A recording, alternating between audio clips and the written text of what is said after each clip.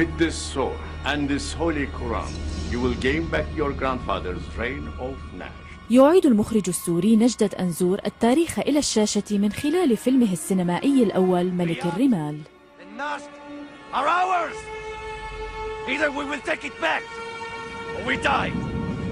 لم تستهوي أنزور الأعمال البسيطة يوما، فالفيلم أثار جدلا واسعا لتناوله تاريخ مؤسس الدولة السعودية عبد العزيز آل سعود وتفاصيل الرحلة التي قام بها بعد خروجه من منفاه في الكويت ودخوله للرياض.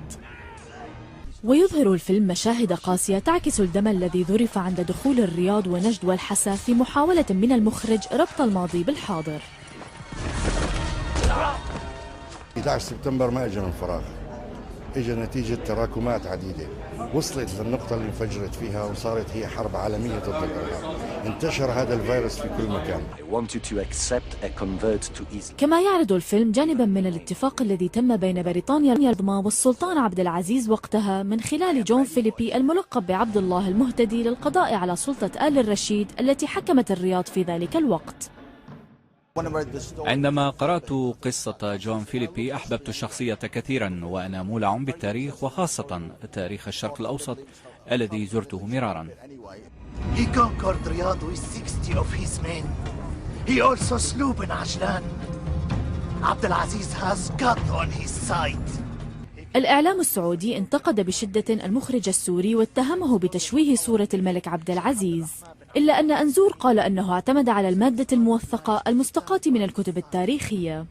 كما أظهر الفيلم الجانب المقدام من شخصية الملك عبد العزيز والذي لم يخشى المخاطرة. مجابها حملة من الانتقادات والتهديدات، أصر أنزور على تمويل الفيلم بنفسه ليتخلص من أي ضغوط سياسية أو فنية محتملة على حد تعبيره. كما قرر عرض الفيلم باللغة الإنجليزية وبمشاركة نجوم عالميين من إيطاليا وبريطانيا، رغبة منه بمنح الفيلم فرصة ليعرض أمام جمهور عالمي. أشعر بالحماس لأنها المرة الأولى التي سأشاهد فيها الفيلم. الفيلم ممتع ومثير للجدل، ولكن ليس بإمكاني تأكيد حقيقة الأحداث التاريخية فيه. قبل دقائق من عرضه أكد لي المخرج نجدة أنزور أنه لا ينتقد الدين الإسلامي بهذا العمل، وإنما التطرف الذي يعتبره دخيلا على مبادئ الإسلام.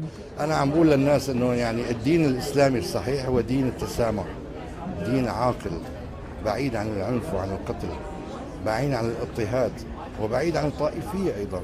ليست هذه المرة الأولى التي يتناول فيها نجدة أنزور مواضيع شائكة، فقد تطرق إليها مرارا في أعمال تلفزيونية في السنين الماضية، متحديا بذلك القيود الاجتماعية ومدافعا عن حق الفنان بأن يمنح الحرية والمساحة الكافية للإبداع.